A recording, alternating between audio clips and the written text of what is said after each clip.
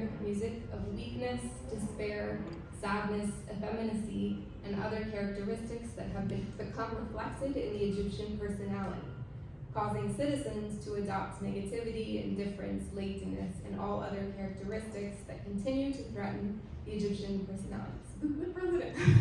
Yeah. So in this speech, he talked about several ideas that map onto gender-based moral and global hierarchies. And that's where this subtitle is coming from. So in the chapter, I'm looking at some of these concepts: effeminacy, which we heard, vulgarity, slowness, disease, primitivity, etc., and how these critiques manifested and why.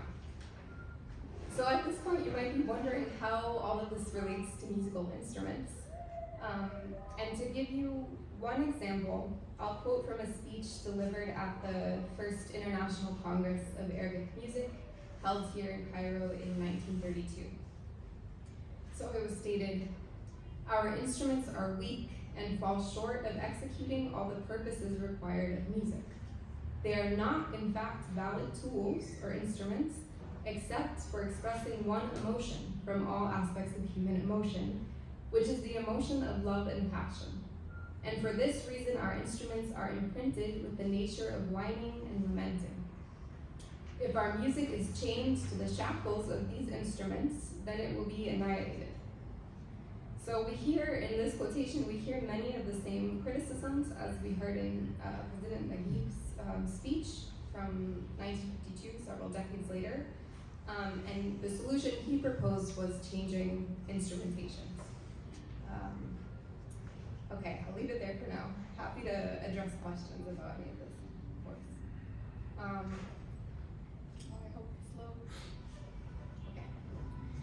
So the third chapter is going to be called The Expanding Instrumentarium: Musical Theater, Radio, and Film. So in this chapter, I'm talking more specifically about the case study, looking at new musical instruments in these three menus. So this chapter is based in history and archival research, but is much more centered on participant observation and work with musicians themselves. So I'm not going to get into the details of this chapter now, because in the second part of the presentation, I'm going to be mostly drawing on these ideas. Okay. The fourth chapter is called Balancing the Compass, Beyond East and West. So in this chapter, I plan to problematize the idea of the adoption of quote-unquote Western instruments as a unidirectional process of Westernization, or what some call post-colonial mimicry. I will try to demonstrate the wide variety of influences that have shaped Arabic music over the past 150 years, as well as mutual influences. And I also will challenge nationalist frameworks.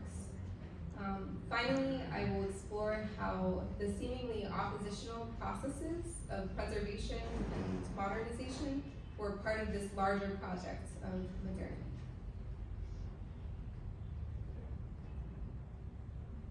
And then the final chapter is called Silent Music and the Voice. So I'm sure, I feel like I'm really talking to a room of experts. So I'm sure you all know that Arabic music is really dominated by vocal genres. Historically, that's been the case, and even today. So this was to the extent that up until the 1960s, instrumental music was usually called silent music, which we see at the bottom of this slide, musica som. And this is an advertisement from 1940 for a concert at the Old Arabic Music Institute, which if you haven't been to, is one of my favorite places in Cairo.